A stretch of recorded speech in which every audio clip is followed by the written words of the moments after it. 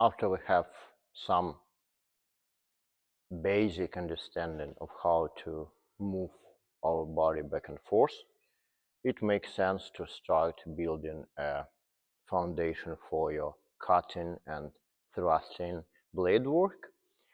And it probably makes sense to start from six cuts, because saber six cuts is an exercise and numeration that exists in so many, like 20 different saber treaties.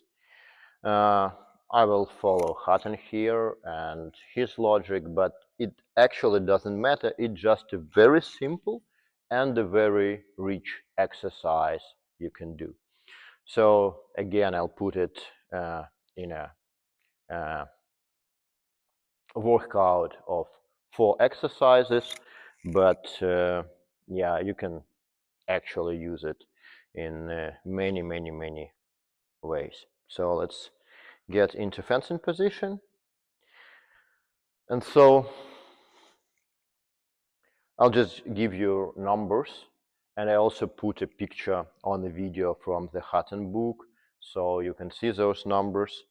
So basically, from the basic fencing position, I'm now in the outside guard, but that doesn't really matter. So this is cut 1. So that's upper strong side cut. This is cut 2. This is cut 3.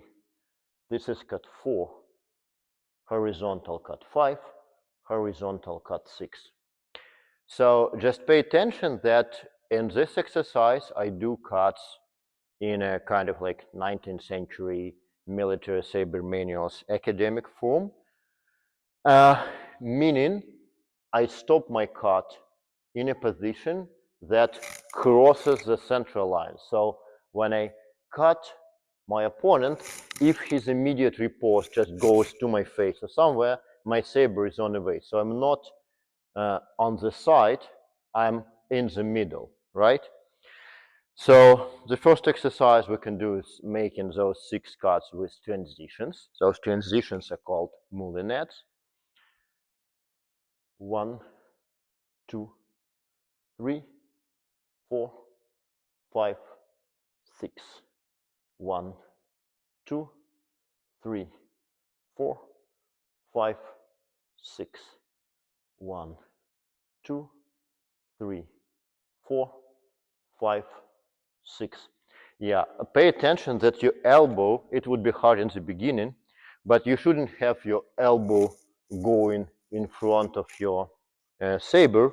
We'll also talk about non-telegraphing cut and thrust later on, but even in this form, it is mostly goes from your wrist, and then your body follows the cut. If you're making it with a step or with a lunge, the logic is the same. You start a cut, and if you need to advance, you move your body after you started the cut and closer to the finish, because that's when you're protected and you won't get a hit in your face as a counter time action. So exercise number 1 is just making those 6 cuts. 1, 2, 3, 4, 5, 6. It's a good arm strength building exercise, motoric building exercise. You'll likely have the most problems with the cut 3.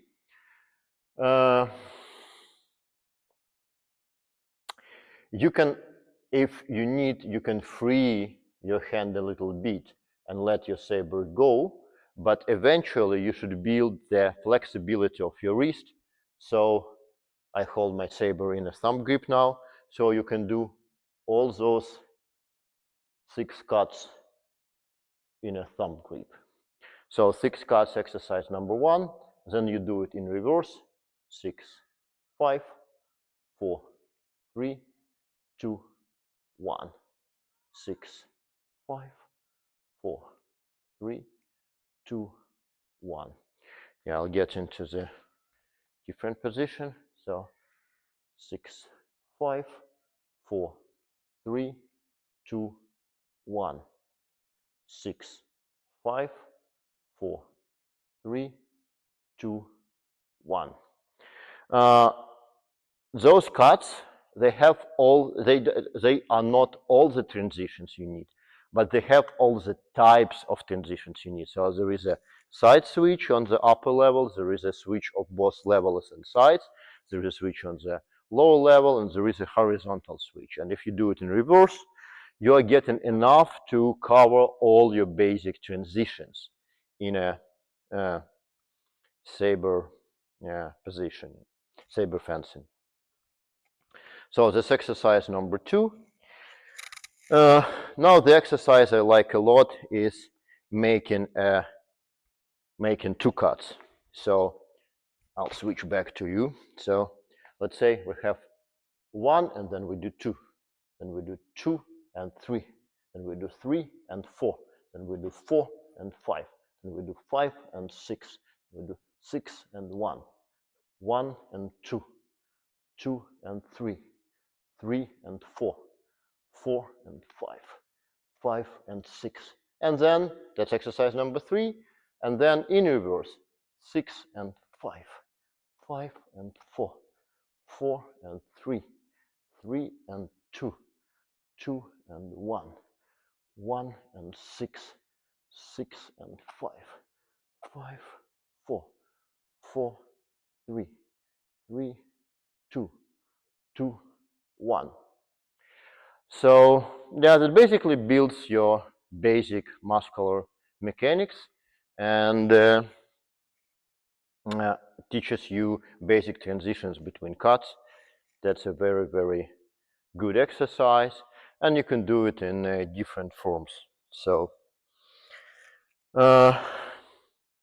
for kind of like some extra exercise, you can call it more advanced, but it is just a different form basically. You can try to, so we've been doing cuts, basically creating an opposition, creating an obstacle for our opponent from hitting us. And sometimes it's a fencing, method to leave your weapon, to stop your opponent from immediate riposte or return, how Hutton calls it. But you can do all those 6 cuts, practically try to make one infinite motion.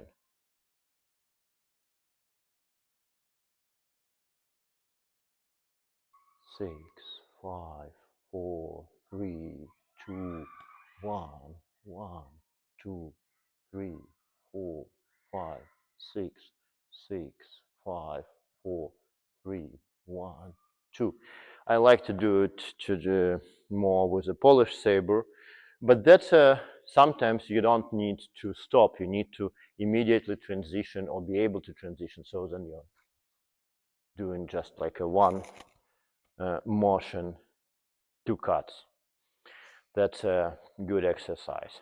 And then we'll get to guards later on, but it's also very good for basic training, instead of just switching between cuts, to start making them from the basic position. So you start from the outside guard or inside guard. Outside is kind of like mostly considered a better fencing position, more balanced fitting position, less vulnerable fencing position. You can call it in different ways. So you can start doing those cuts from the guardian position.